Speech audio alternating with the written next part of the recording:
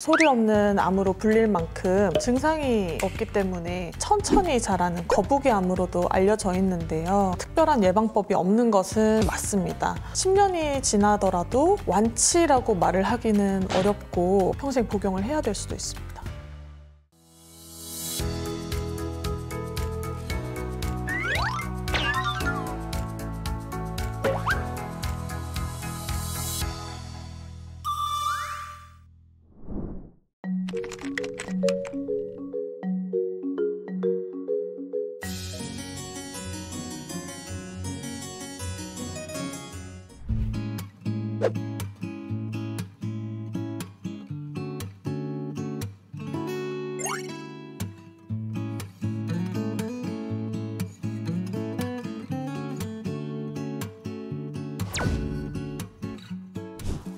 안녕하십니까. 가톨릭대학교 부천성모병원 갑상선 내분비외과 김영민 교수입니다.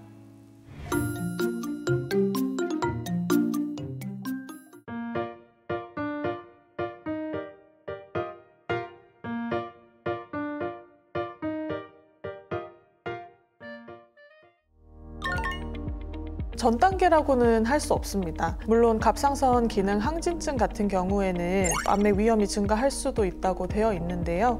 그게 전 단계라고는 할 수 없기 때문에 기능 이상이 있는 경우에는 꾸준히 관리를 받고 검진을 받으시면서 암의 조기 발견을 노려보시는 게 좋을 것 같습니다.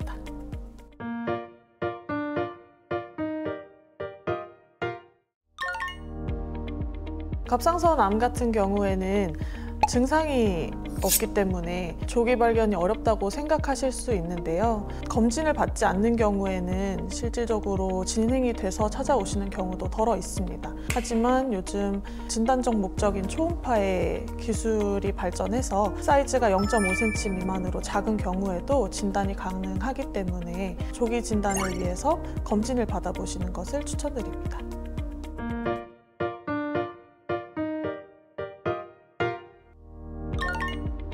갑상선 암도 다른 암들과 마찬가지로 임파선이나 폐 그리고 뼈 등의 전이가 될 수 있습니다. 다만 갑상선 암은 소리 없는 암으로 불릴 만큼 조기에 증상이 없는 것이 특징이기 때문에 조기 발견을 하는 것이 중요하고 검진의 중요성이 부각된다고 생각합니다.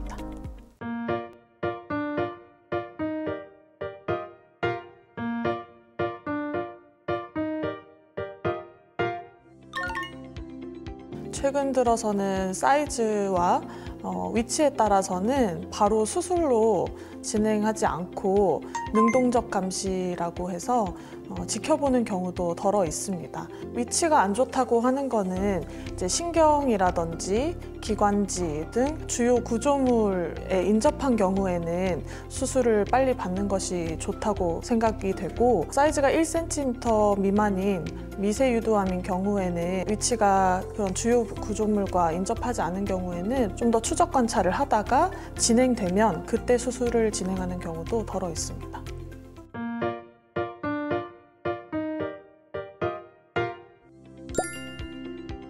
물론 흉터가 하나도 남지 않는다고 하기는 어려운데요.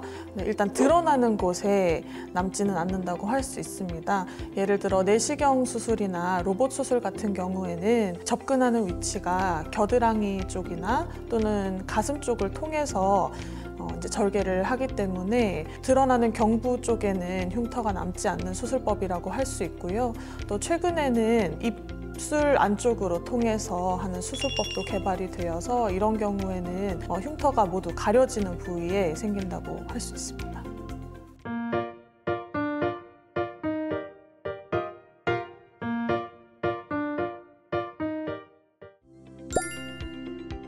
우리가 흔히 알고 있는 다른 암에서의 방사선 치료는 방사선 조사를 통해서 직접 이제 몸에 쬐서 하는 방식인데요. 갑상선 암에서 하는 방사선 동위원소 치료 같은 경우에는 방사선 동위원소를 액체나 캡슐 형태로 경구 투여해서 하는 치료이기 때문에 그 방식이 조금 다르다고 할 수 있습니다.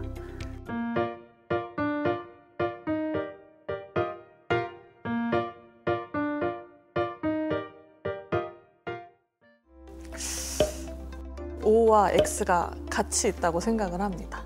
일반적인 샤워라든지 가벼운 운동이라든지 가벼운 대화 정도는 다 가능하긴 합니다. 그래서 그런 의미에서는 일상생활이 가능하다고도 볼 수 있겠고요. 하지만 회복 기간에 무리하게 큰 소리로 얘기를 한다든지 오랜 시간 동안 목소리를 쓰게 되면 목소리 피로도가 많이 올라가기 때문에 그런 것들은 좀 삼가해 주셔야 되고요. 마찬가지로 과격한 운동 같은 경우는 몸에 무리가 될 수 있기 때문에 그런 면에서는 완벽하게 일상생활로 돌아간다고는 보기가 어렵습니다. 따라서 이제 개인의 편차가 크다고도 할 수 있겠고요. 본인의 컨디션을 봐가면서 조절하는 것이 필요하고 무리해서 말씀을 하시거나 운동하는 거는 조금 어렵지만 가벼운 것들은 다 가능합니다. 마사지 이런 것도 해주는 게 좋은가요? 아무래도 수술 주변을 마사지 해주게 되면은 수술에 발생할 수 있는 조직의 유착을 방지하는 데 도움이 되기도 합니다. 그래서 저희가 수술하고 퇴원하실 때에 목 주변의 목 움직임 운동이라든지 아니면 마사지 같은 것을 교육해드리고 있습니다.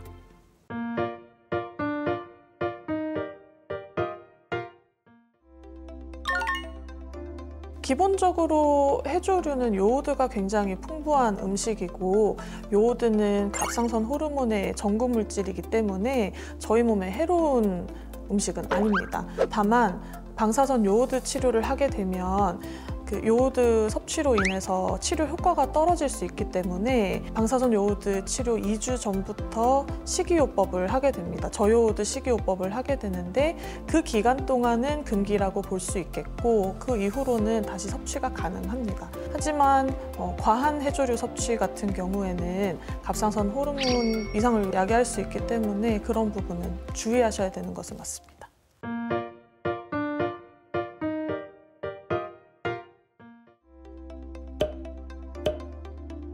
어떤 수술을 받았느냐에 따라서 호르몬 복용 기간이 달라질 수 있습니다.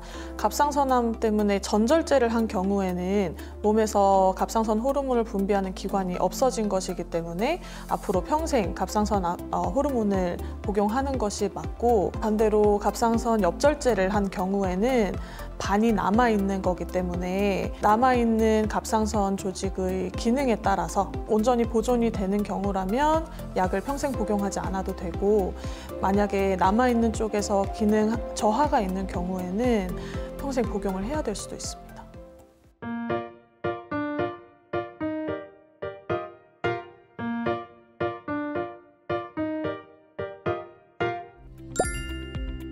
알려진 바로는 갑상선암의 특별한 예방법이 없는 것은 맞습니다. 갑상선암의 위험인자로 명확하게 알고 있는 것은 방사선 조사밖에 없습니다. 그래서 예를 들어 어린 시절에 다른 치료 목적으로 방사선 치료를 받은 경우에는 확실히 갑상선암의 유병률이 올라간다고 되어 있고, 갑상선 유두암 또는 갑상선 수질암 같은 가족력으로 생길 수 있는 경우에도 갑상선 유병률이 올라가게 됩니다. 하지만 특별한 예방법이 없는 것이 문제일 수 있고 증상이 없기 때문에 검진 시에 갑상선 초음파를 받아보시는 것이 좋습니다.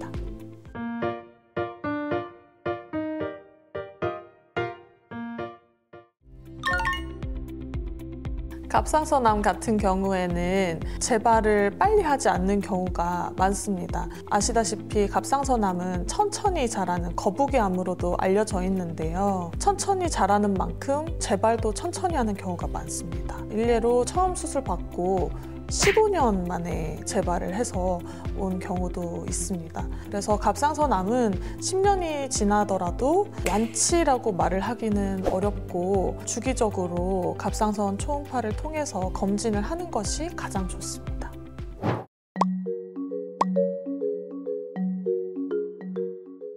갑상선암 진단 후에 걱정도 많고 스트레스도 많이 받으셨을 텐데, 알려진 바대로 갑상선암은 예후가 좋은 암 중 하나이기 때문에 의료진을 믿고 꾸준히 관리하고 치료를 받으신다면 일상생활을 잘 이어나가실 수 있을 거라고 생각됩니다.